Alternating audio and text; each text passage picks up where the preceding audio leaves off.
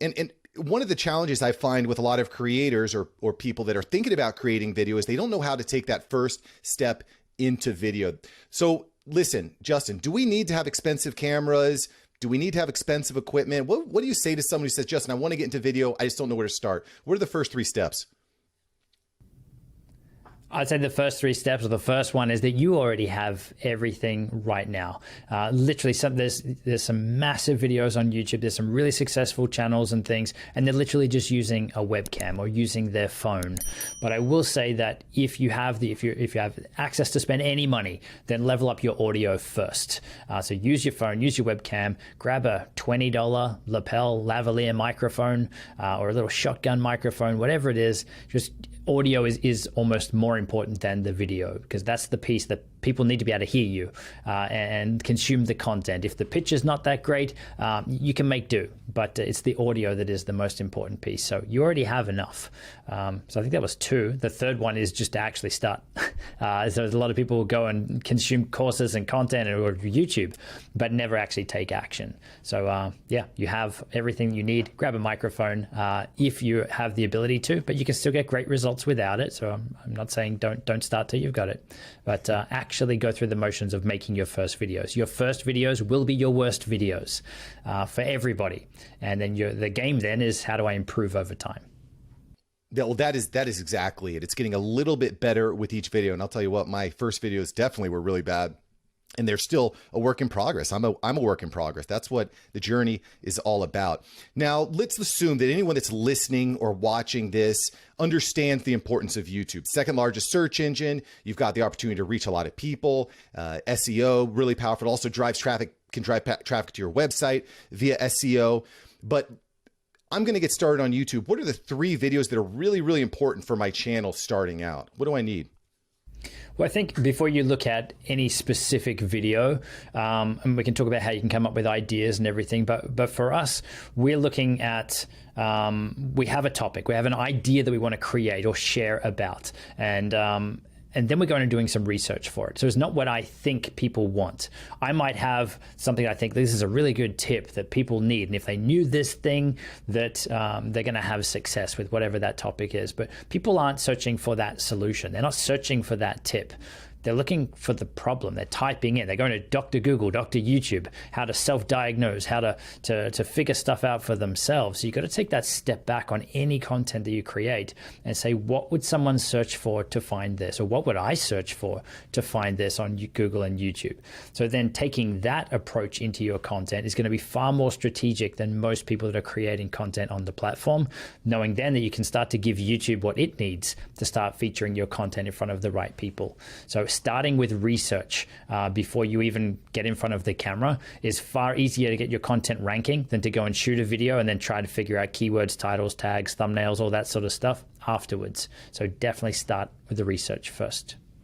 Yeah. And I mean, the more you can listen to your audience, the better. I think that takes time. I'll just give you a quick hot take. One of the ways that I found great topics to cover on my YouTube channel, just by going to Facebook groups. What are the questions that people in my niche are asking?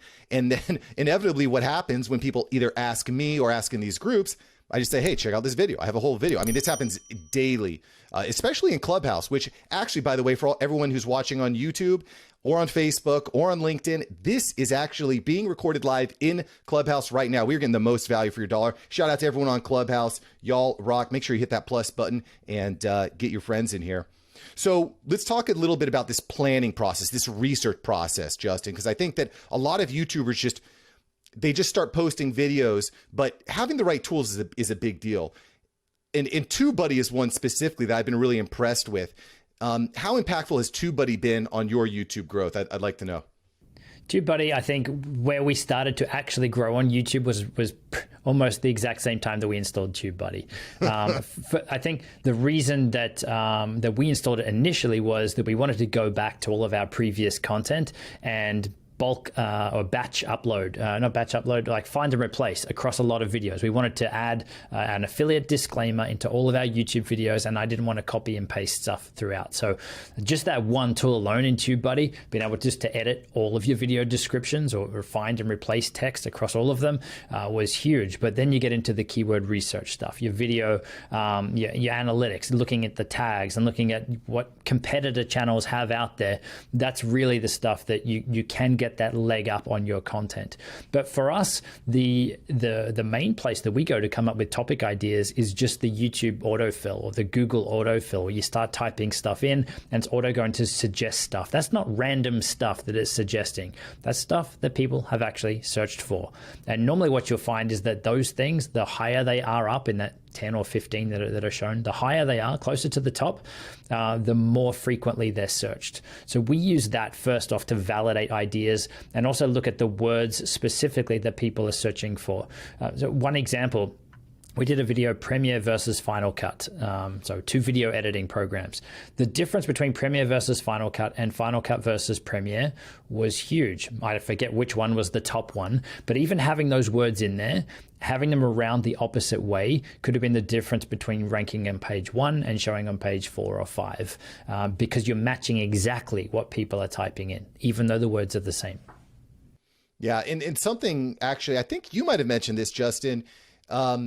You should be thoughtful about the first several words that you say in your video too, because Google is actually going to transcribe that, and that can impact your search on YouTube as well.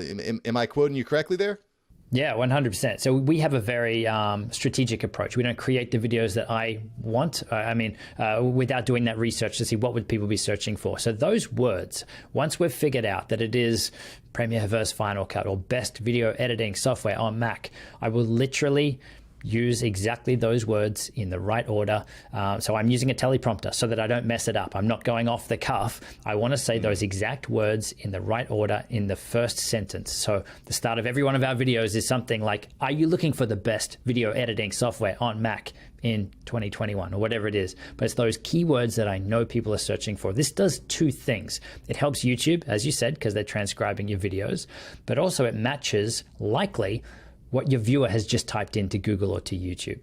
So they're hearing it as well and going, all right, this is exactly going to solve my pain or my problem or the question that I have. I'm going to stick around longer to at least, see if it's what I want. Because people, when they click your videos, there's almost like a little bit of anxiety there. Is this the right one? Should I have clicked the other one? This one's 12 minutes. The last one, like the other one there was 3 minutes. So you've kind of got to let them relax into your content, hook them in.